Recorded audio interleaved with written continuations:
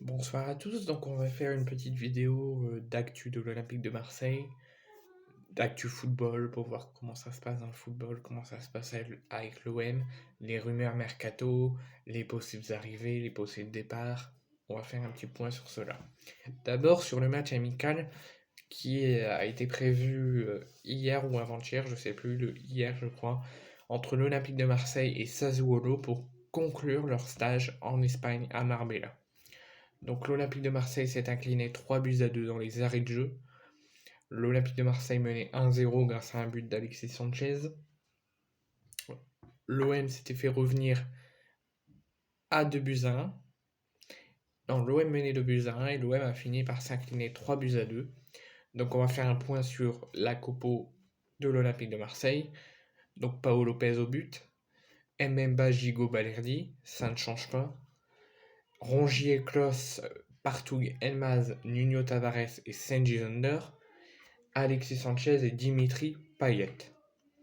Donc mon avis c'est que je suis content qu'il a enfin mis Dimitri Payet titulaire. Après là ce n'est qu'un match amical, donc ça se peut que là il le mette titulaire et encore contre Nîmes pour le dernier match amical avant la reprise et qu'après ils le remettent plus en championnat, ce que j'espère pas. Donc on voit que en défense il ne change toujours pas, toujours défense à 3, toujours Mbemba Gigot. Il a encore mis Balerdi. Moi, j'aurais bien voulu qu'il teste Isaac Touré, lui qui l'a testé que une à deux fois avant la trêve de la Coupe du Monde. Donc, j'aurais bien voulu qu'au moins il fasse rentrer ou qu'au moins il mette titulaire. Donc, j'espère qu'il le sera contre Nîmes à la commanderie le 20 décembre prochain avant la reprise.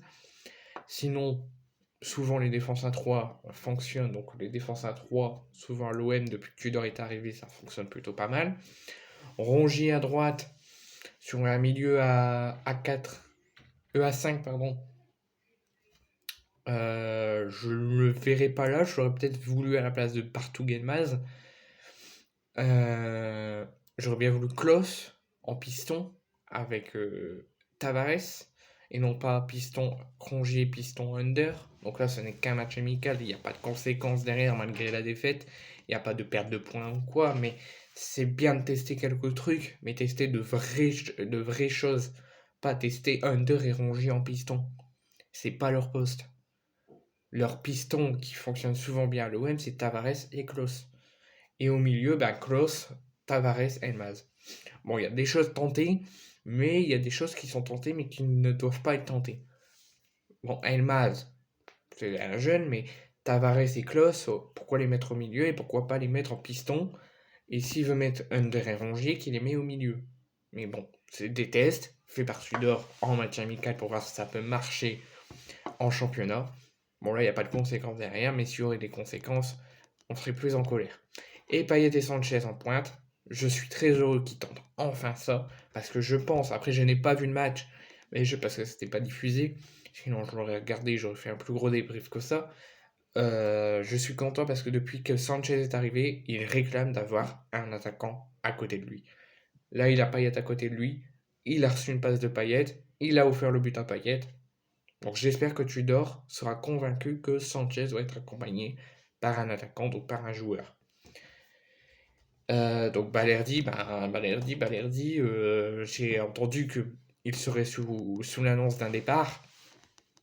Il n'y a pas si longtemps j'étais contre, mais là je suis souvent pour, là pour l'instant, parce que malgré que j'ai pas vu le match contre Sassuolo, Balerdi a encore fait une faute qu'il n'aurait dû pas faire, sur ce que j'ai vu dans le résumé.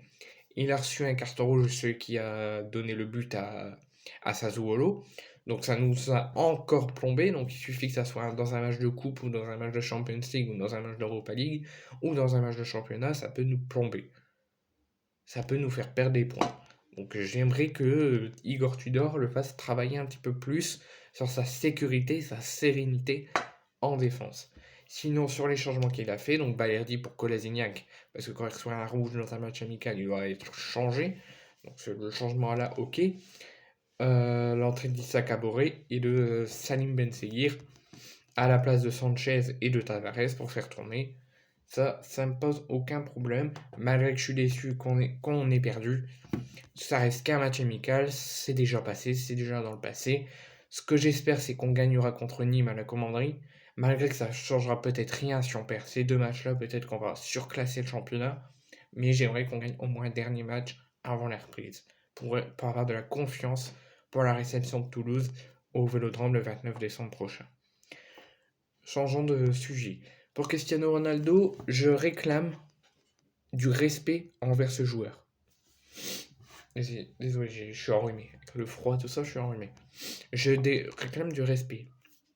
Pourquoi je réclame du respect? Parce que il vit des moments difficiles en ce moment. Il a perdu sa fille.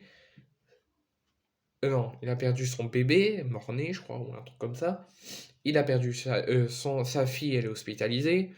Il a des critiques de Manchester United qui lui dit qu'il joue pas très bien, avec les interviews qu'il a fait, donc c'est un petit peu le charabia. Donc en ce moment, CR7 vit des moments compliqués. Là, il y a l'élimination du Portugal à la Coupe du Monde. Il a encore disputé les 2 derniers matchs avant l'élimination sur le banc. Il a joué qu'une quinzaine, une vingtaine de minutes, alors qu'il doit jouer plus et avoir plus de respect. Donc je veux, malgré que CR7 c'est pas un de mes joueurs préférés, mais ça reste un des joueurs de classe mondiale, je veux du respect envers lui. Revenons sur l'OM.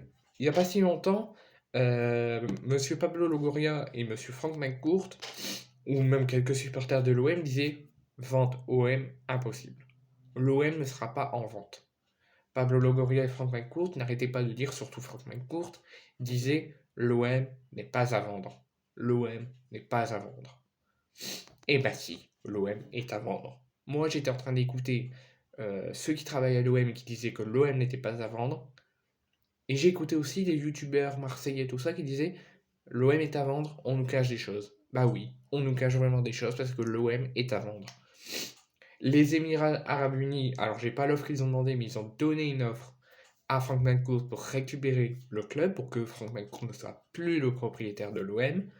Mais Frank McCourt a décliné l'offre, jugée trop basse, et il demanderait 500 millions d'euros aux Émirats Arabes Unis pour donner le club aux Émirats Arabes Unis. Alors ceux qui disent que la vente OM n'est pas vraie ou est inexistante, c'est faux. Il a retourné sa veste, l'OM est bien à vendre. Concernant le mercato, Sampaoli, notre ancien entraîneur à l'OM et ancien sélectionneur de l'Argentine lors de la dernière Coupe du Monde, aurait déclaré dans une interview Twitch du FC Séville qu'il aurait très apprécié son passage à l'OM malgré ses divergences et un petit peu embrouilles avec la direction. Souvent c'est ça avec les clubs. Les entraîneurs qui viennent à l'OM, des fois ça marche, des fois ça marche pas. Et qu'il a affirmé également que si le PSG n'existait pas, ou existait mais n'était pas dans le championnat de France, ou même s'ils étaient là, Sampaoli disait que l'OM avait la possibilité de devenir champion de France. Et il a également coché que pour soit le mercato d'hiver ou le mercato d'été de la saison prochaine, il aurait coché 4 noms, donc 4 anciens joueurs de l'OM qu'il a appréciés lors de son passage à Marseille. Il s'agirait de Dimitri Payet, qui pour l'instant n'a pas de nouvelles, mais Poisson n'est pas à vendre à l'OM.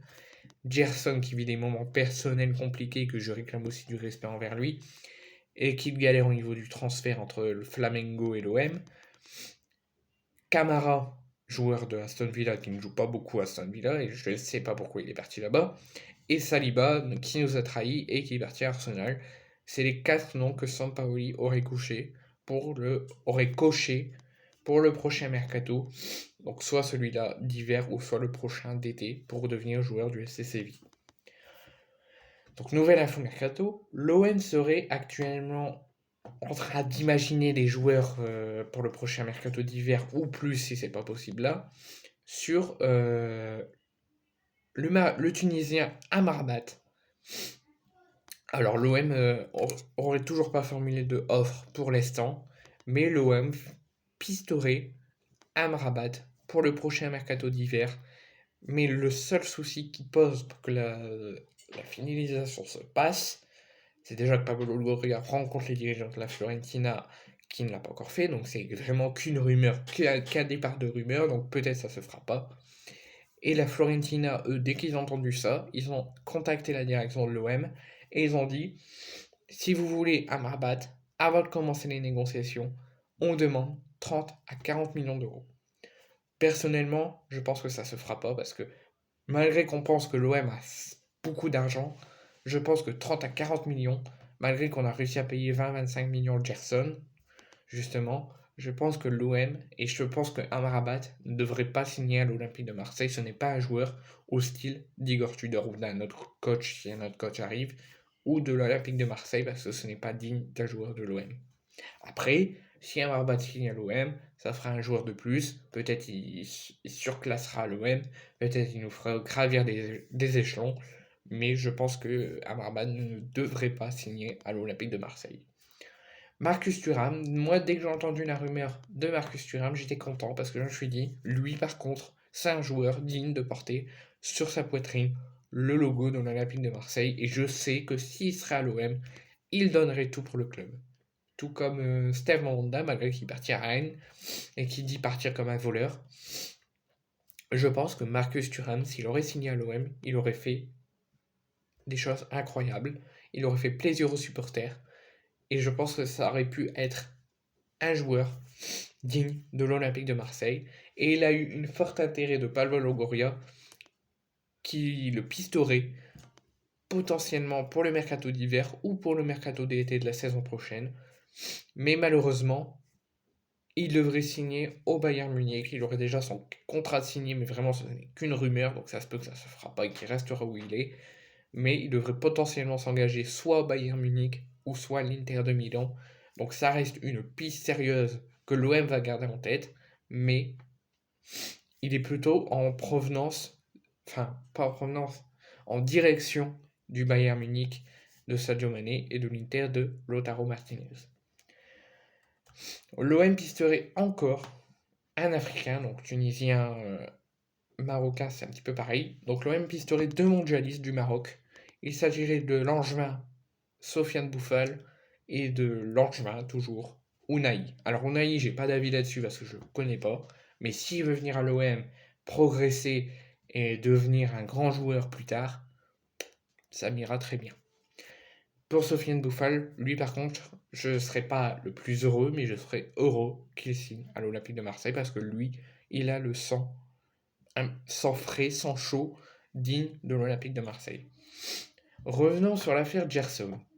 Gerson aurait complètement interrompu les négociations entre Flamengo et l'OM parce qu'il serait actuellement au Brésil pour des raisons personnelles que je ne dirai pas parce que déjà je les ai pas et même si je les aurais pas dit tant que j'ai pas la raison, tant que j'ai pas l'autorisation de le dire.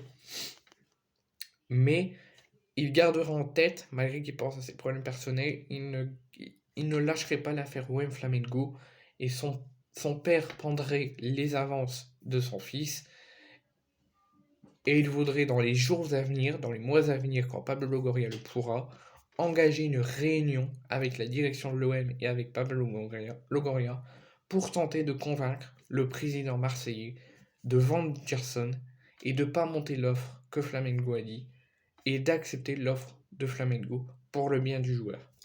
Donc, affaire à suivre et ça risque de prendre de grandes ampleurs et de durer très longtemps. Dernière info mercato, Kahnstrop, le latéral droit de l'AS Roma, serait actuellement en vente de l'AS Roma. Il serait sur la liste des transferts pour soit le mercato d'hiver, ça repartirait plus par là, ou le mercato d'été.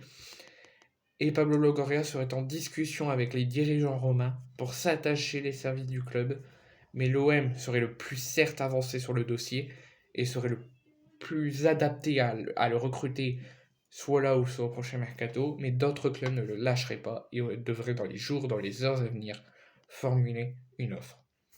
Donc ça bouge de partout, à l'OM ça bouge, il y a des rumeurs qui commencent à arriver, l'affaire Gerson bouge un petit peu mais reste ralenti, et ça risque d'aller très loin.